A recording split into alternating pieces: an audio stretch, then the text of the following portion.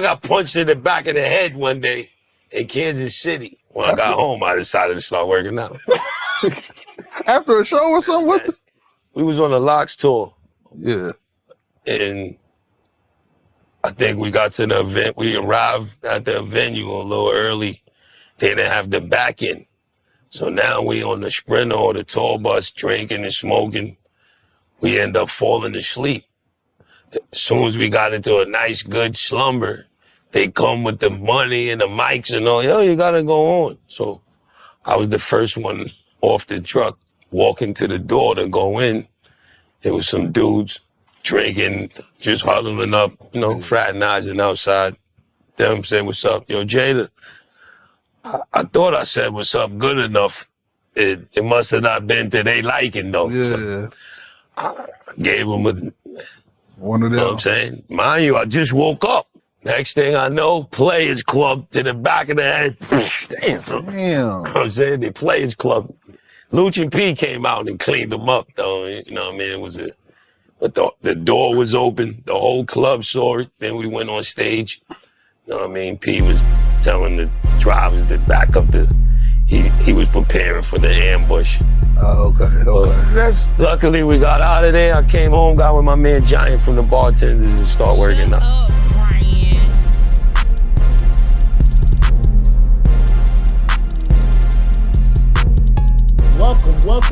Welcome to the pod. Welcome to Brian's World. I am your host, your big homie Brian B. Shynin, the ambassador of Kansas City. And I'm so blessed and humbled and honored that you are here with me. And I am not going to take your time for granted, because I know and I realize that you could have been anywhere else in the world, but you're here with me. And I love and appreciate you for that, man. Shout out to my family at FoolishClubMedia. Make sure you tap in, rate, subscribe, and review, not only on YouTube, but also on Spotify and on Apple Podcasts. And also, while you in your YouTube and mood, man, make sure you stay there and click that subscribe button to @B Shynin.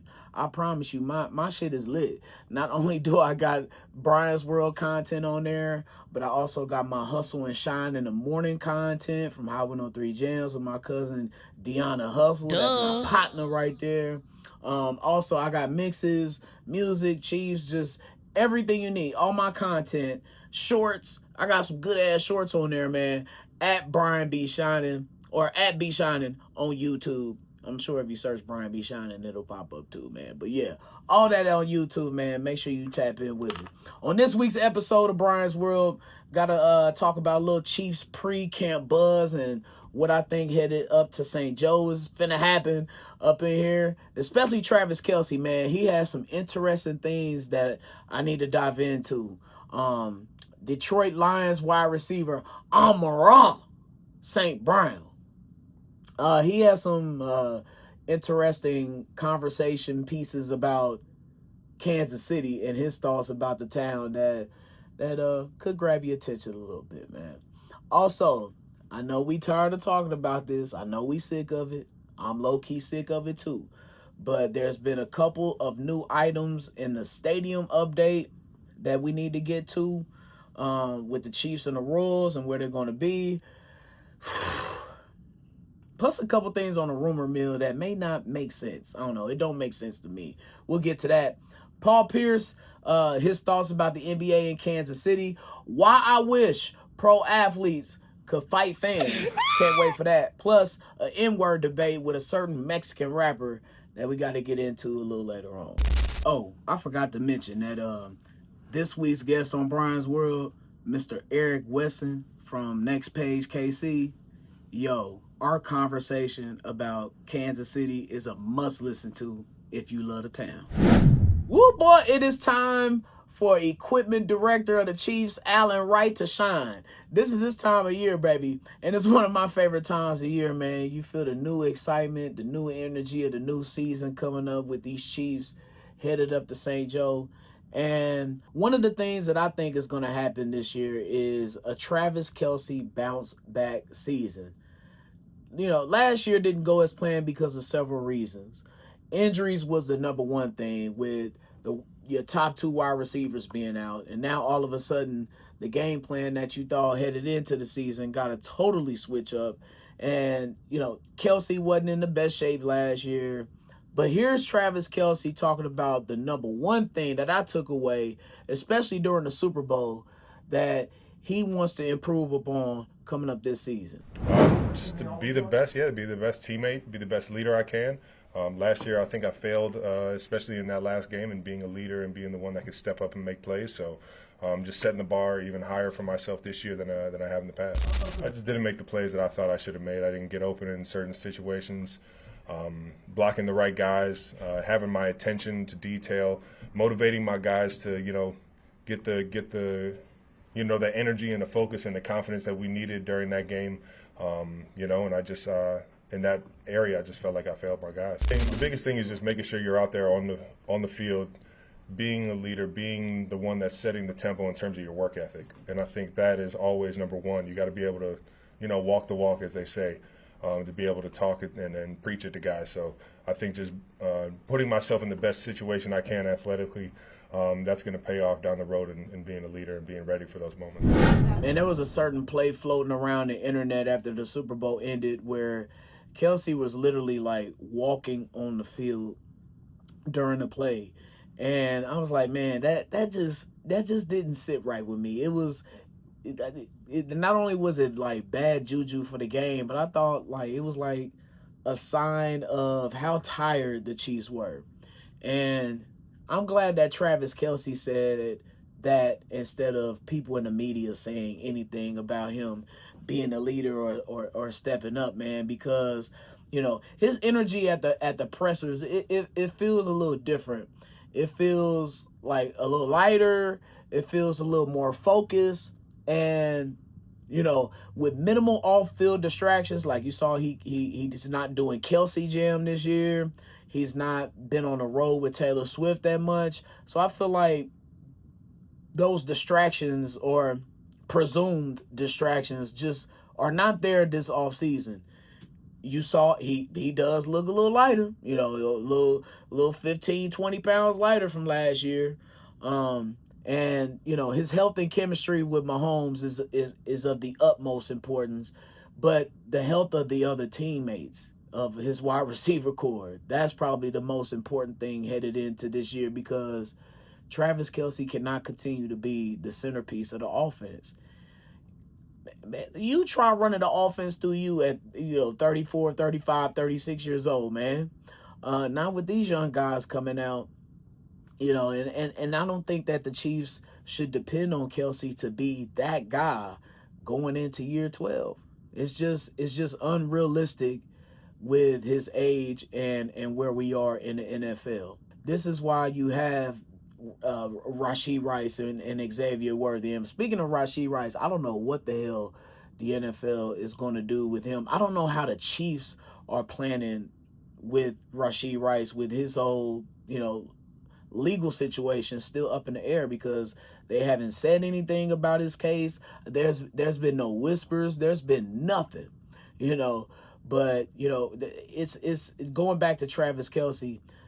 Just the health of the team is going to be so vital to his production level, because I think he could be, he's probably at that Gronk stage where at the end of the drives, like he could be a monster fantasy football player, because I can see the Chiefs just going to him in the red zone specifically, especially with him and Mahomes knowing each other like the back of their hands.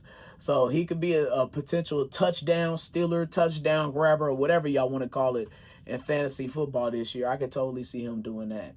But off the field, though, with Kelce being a better leader, being more excited and not having the weight of the three-peat being on you says something too.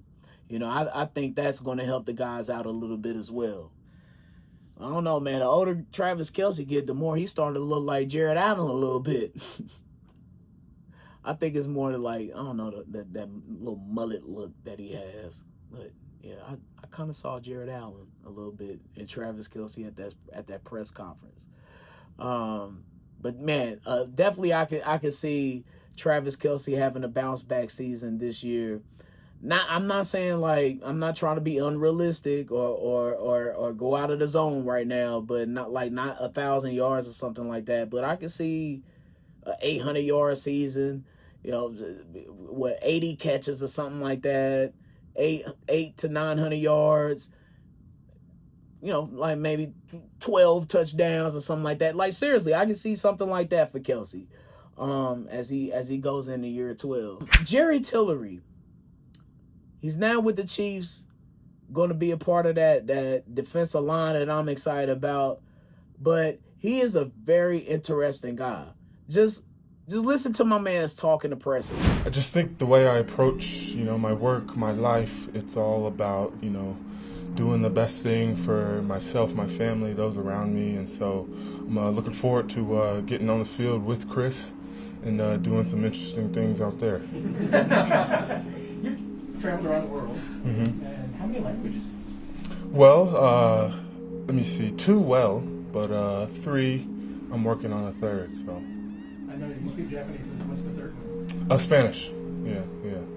Worked on any Portuguese for Brazil? Well, I think Portuguese is pretty close to Spanish, so there's a little bit of a similarity in the verb conjugations, but it's all the same, the Romance languages. So I studied abroad my freshman year at Notre Dame, and that kind of opened up the world literally for me, and so took it from there and ran with it. I think all organizations do this a little bit differently, right? Like you can sort of tell the priorities of a place by where they invest and how they structure the days, and the Chiefs do it right. I think the success speaks for itself, and I'm happy to be a part of it. You come to work focused every day. There's a very high level of expectations on everybody, and it's important to buy in quickly, which I think that I have, and the coaches are tough, and they're hard. The practices are difficult, but it's all geared towards winning, towards getting the best out of yourself, and that's why I'm here. Like it says something about your culture when a vet like Jerry Tillery comes in and other vets come in and they brag about how you operate. That's why Andy Reid and that coaching staff and the leaders on the team, they set the tone more than anything else that you can think of. Or I firmly believe that it starts on the inside and it spreads out. So when your leaders is coming in with the right attitude, with a winning attitude, everybody's on time, everybody's focused, nobody's missing meetings. Of course, you got your off-field distractions here and there, but this year the off-field distractions have been minimal. So I feel like this team as a whole has really been lasered in and they've been focused. And when you get a vet saying that coming from the outside, and this is, they're only with the organization a few months, it speaks a lot about the winning culture with this team. But I'm excited about the potential of this defense. The defensive line might be the most underrated group on this team. I think the secondary could be there too, because I think that secondary is going to be outstanding. But this defensive line is going to be mean this year. I'm looking forward to celebrating a lot of Big Mac sacks each Monday coming up this season. Amon-Ra St. Brown. I'm in a Madden league, and I don't know, it was about 2 or 3 years ago. I had the Lions as my team, and Amon-Ra St. Brown is raw on Madden. Matter of fact, they made him a little bit too good on Madden. But Amon-Ra St. Brown had some interesting things to say about Kansas City.